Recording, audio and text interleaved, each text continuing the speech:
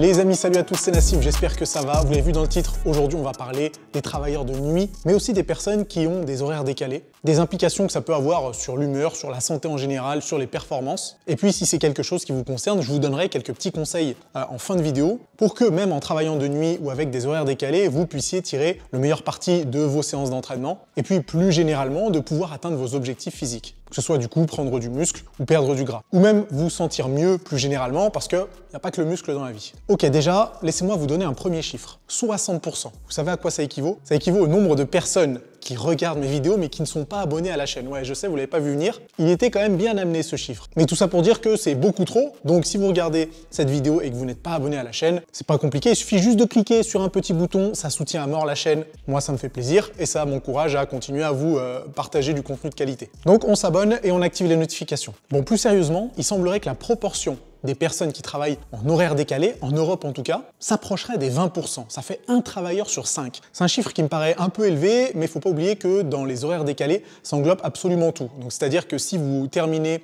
votre journée de travail à 23h ou à minuit, vous êtes considéré comme un travailleur qui a des horaires décalés. Au même titre qu'une personne qui travaillerait réellement de nuit, donc c'est-à-dire de 22h jusqu'à 6h du matin par exemple. Donc c'est pour ça que le chiffre a l'air assez important. En France, ça représenterait 10 millions de personnes qui travaillent en horaire décalé. Encore une fois, un chiffre très important, mais qui englobe vraiment toutes les catégories de personnes. Déjà, travailler en horaire décalé et travailler de nuit, c'est quand même deux choses qui sont très différentes. Le premier peut être complètement anodin, terminer relativement tard le soir. Si jamais on arrive à organiser le reste de son emploi du temps, a priori, ça ne devrait pas poser de problème. Non seulement pour la santé, mais aussi pour votre humeur, et puis plus généralement pour votre progression physique et vos performances à la salle de sport ou ailleurs. Par contre, travailler de nuit, et du coup, dormir la journée, là c'est complètement différent et ça peut entraîner quelques complications. Et on a un peu de chance entre guillemets puisque c'est un sujet qui a été quand même relativement bien étudié. Et pour le coup, je vous ai sélectionné deux études scientifiques, comme d'habitude vous trouvez les références dans la description, pour qu'on aille chercher un peu plus loin et qu'on sache exactement de quoi il est question. La première, c'est une méta-analyse qui est relativement récente puisqu'elle a été faite en 2019. Je vous rappelle qu'une méta-analyse, c'est un regroupement de plusieurs études scientifiques sur un même sujet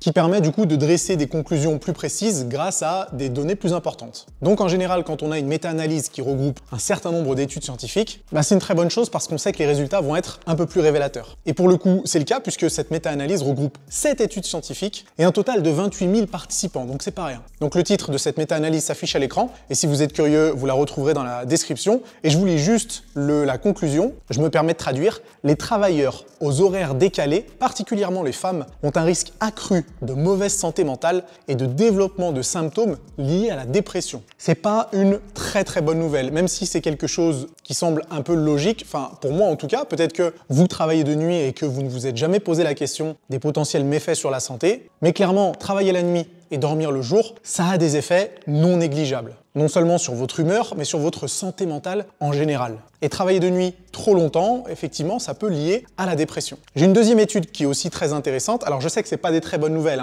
Si jamais vous travaillez de nuit, ne commencez pas à bader devant la vidéo, il n'y a pas que des mauvaises nouvelles, vous inquiétez pas. Enfin bref, la conclusion de cette deuxième étude, que vous retrouverez aussi dans la description, est la suivante. Je traduis encore une fois. Le travail de nuit ou en horaire décalé peuvent causer une désynchronisation sévère du rythme chronobiologique et une perturbation de la vie sociale avec des répercussions négatives sur les performances au travail, sur la santé et sur les relations sociales. Donc encore une fois, un constat qui est pas très réjouissant pour les personnes qui travaillent de nuit et qui dorment le jour. Alors vous avez remarqué que tout ça est étroitement lié à la santé mentale, à l'humeur et aux symptômes de dépression, mais aussi aux performances au travail. Alors j'ai pas trouvé d'études scientifiques qui font le lien entre travail de nuit ou en horaire décalé et performances sportives, mais on peut partir du principe que si les travailleurs de nuit ont des performances au travail qui sont réduites et une humeur qui se dégrade, eh bien forcément ça va avoir des répercussions non seulement sur vos performances sportives, mais aussi sur tous les autres aspects de vos vies, et je pense surtout à l'aspect diététique. C'est pas impossible d'imaginer qu'il sera plus difficile de faire les bons choix alimentaires lorsqu'on travaille de nuit et que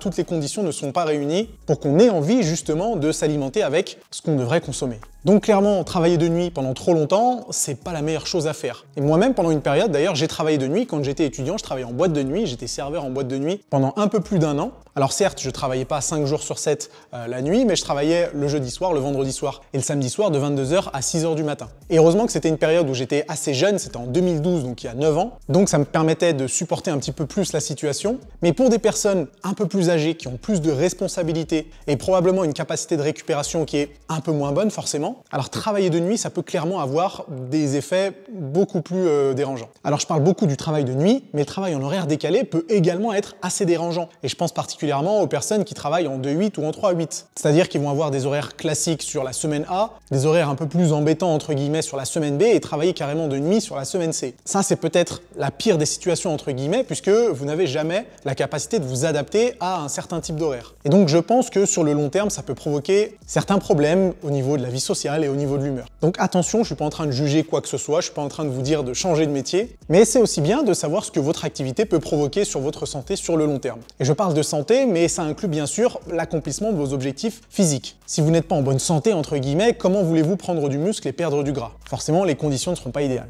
Donc que faut-il faire dans ces conditions? Si jamais vous travaillez de nuit ou en horaire décalé, que vous n'avez pour l'instant pas l'intention de changer de métier, mais que vous avez quand même envie d'optimiser vos résultats à la salle, ou tout simplement vous avez envie de faire les choses bien et améliorer votre bien-être. Première chose, étant donné que vous allez avoir un sommeil qui sera moins réparateur, forcément puisque fait de jour, il va falloir faire attention justement à l'aspect récupération. Hors de question de faire de la musculation ou du sport tous les jours. Et il faudra aussi que vous fassiez attention au type d'activité physique que vous allez réaliser. Si vous travaillez de nuit et que vous faites 5 ou 6 heures de cardio par semaine, il va forcément y avoir un problème à un moment ou un autre. Par contre, si vous travaillez de nuit et que vous faites 3 heures de musculation par semaine, ce qui reste tout à fait honorable à condition que ces séances soient assez intensives et bien construites, alors là tout de suite ça sera un petit peu mieux. N'oubliez pas que lorsque vous vous entraînez en musculation, les séries longues vont demander plus de récupération que les séries courtes. Instinctivement, on pourrait penser le contraire, on pourrait se dire que plus vous allez utiliser de charges lourdes, plus vous allez mettre du temps à récupérer, mais il semblerait que les séries longues soient plus épuisantes musculairement et nerveusement que les séries courtes. Ça ne veut pas dire que les séries longues sont mauvaises, au contraire, elles sont très bonnes,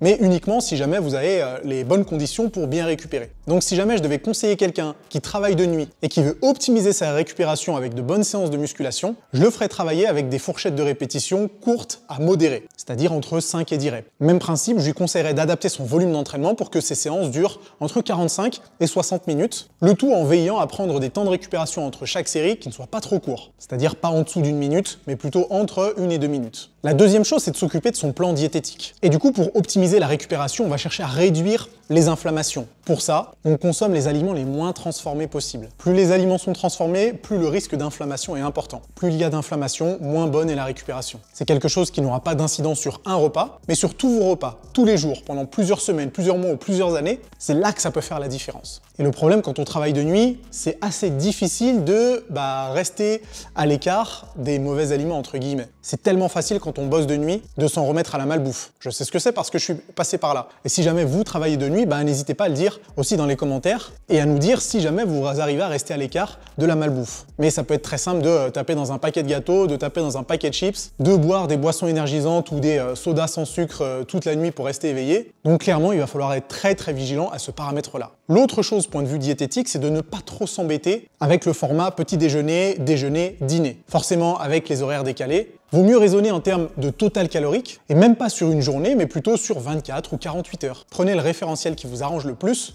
et qui vous permet d'avoir la meilleure organisation possible. Et puis la dernière chose, c'est forcément le sommeil. En travaillant de nuit ou avec des horaires décalés, forcément, même si vous dormez 7 heures, 8 heures ou 9 heures d'affilée, votre sommeil ne sera jamais aussi réparateur que si vous dormiez de 22 heures à 6 heures du matin.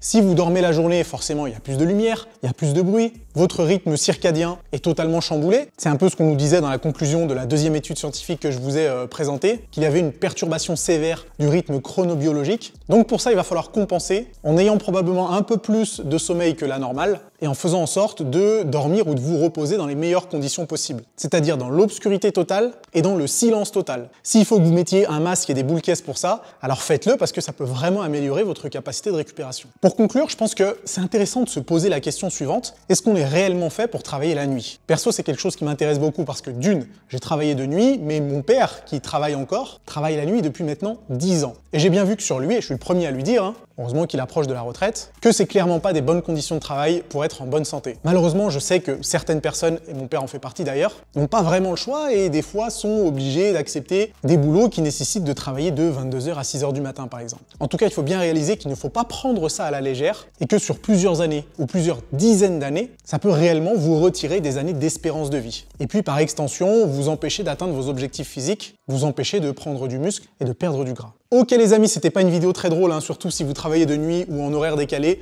Dites-moi si jamais c'est le cas en commentaire. Et dites-moi comment vous arrivez à gérer ce type de mode de vie. Ça m'intéresserait beaucoup de le savoir. Si la vidéo vous a plu, on met bien sûr un gros pouce en l'air. On la partage à un ami qui travaille de nuit par exemple, pour avoir son avis sur la question. Et nous on se retrouve très rapidement pour la prochaine vidéo. A plus.